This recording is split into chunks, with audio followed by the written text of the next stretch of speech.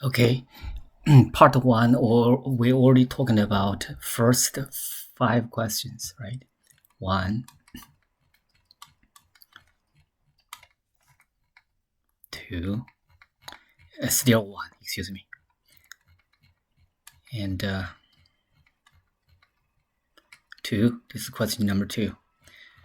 And three,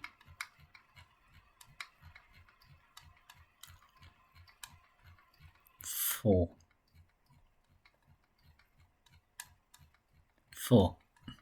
question number four. Yes, we already talked about the question, 4 questions. And then today we're going to talking about the last one. So the last one is about type 1 and type 2 errors of the hypothesis testing. For question number 5, first, this is your hypothesis testing about a population mean, right? Mu, right here. But about stated null and the alternative hypothesis here, because the company wishes to test whether mu, the population mean of this thread allocation, is less than 12. That's the alternative. And then null is going to be mu equals 12. So obviously this is left-sided test, right? Because this alternative is left-sided. Okay. What is the part 3? What is the type 1 error? Probability if the rejection region is defined as this way. Okay, first we need to know the definition of type 1 error. Type 1 error defined as what? The null hypothesis is true, but we reject the null hypothesis. Okay, so null hypothesis is true, we want to find the probability. So given mu equals 12, right? That's the exact null hypothesis here.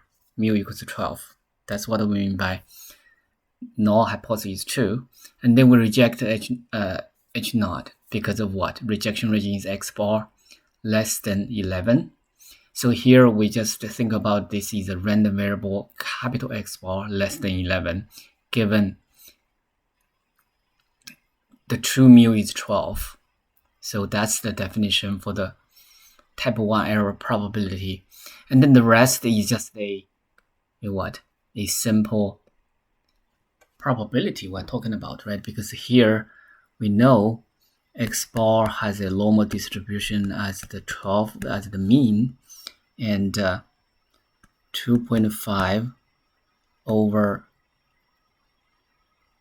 square root of 25 as the standard deviation, so as the square as the variance.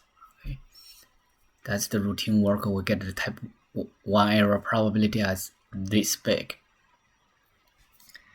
Now, part 4, calculate the p-value. So here we need to know what do we mean by p-value. So p-value depends on the null hypothesis and alternative hypothesis, mainly alternative hypothesis. This is about the population mean mu, right? It's left-sided. Then, by the definition, the p-value is exactly defined as this way. Here, z naught is defined as X bar as this guy, okay, right here. Remember, this is exactly the hypothesis testing for the population mean mu when we know the population variance, right? This is a z test. That's why we're here talking about the capital Z. Okay, and we can easily get this p-value is about 0.16. Okay, part 5. Based on your result in part 4, what is your conclusion of the test at significance level alpha equals 0.05 and why? Because our p-value is defined as what? 0.1587 is much bigger than 0.05, the alpha value. That's why fail to reject the null hypothesis, right? Because the p-value is greater than alpha, we fail to reject the null hypothesis. Alright, part 6 is about how to find the beta, the type 2 error probability. And then first we need to know type 2 error. Type 2 error means what? Means H1 is correct, is true, but we fail to reject null hypothesis. Or you can say null hypothesis is false, fail to reject null hypothesis. Okay, think about this way. For the case in which the true mean is 11.5, right? That's the true mean. So obviously the null hypothesis mu equals 12 is what? Is false, right? That means H1 is true because mu here definitely is less than 12, right? 11.5 is less than 12, so H1 is true. The alternative is true, but we fail to reject the null hypothesis. Fail to reject null hypothesis because of what? Because the rejection region is defined as x bar less than 11. So we fail to reject it means x bar is at least 11. Okay, think about this idea. Please understand it, okay?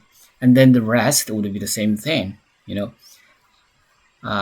Our x bar under the mu equals 12.5, under mu equals 11.5, excuse me, is gonna be 11.5 as the mean, and then the standard deviation is this guy. Okay, so the variance is gonna be square, right? That's why we get this probability is about this big right here. Okay, after we figure out the beta, the probability of type 2 error, we need to represent this probability in the chart. We have two curves here, okay? The red one, or the solid curve, is the under null hypothesis, mu equals 12, right? You see right here, this curve is a bell-shaped curve. The mu is 12. And the alternative, actually mu is what? 11.5, is less than 12, is this blue dashed curve. What would be the area for beta? Take a look. First, we need to know beta is under mu equals what? 11.5. So we have to figure out the beta is under this blue curve, okay? Blue dashed curve, because mu equals 11.5. And then x bar, because this whole value is about x bar. So x bar takes the value all the way from the left to the right.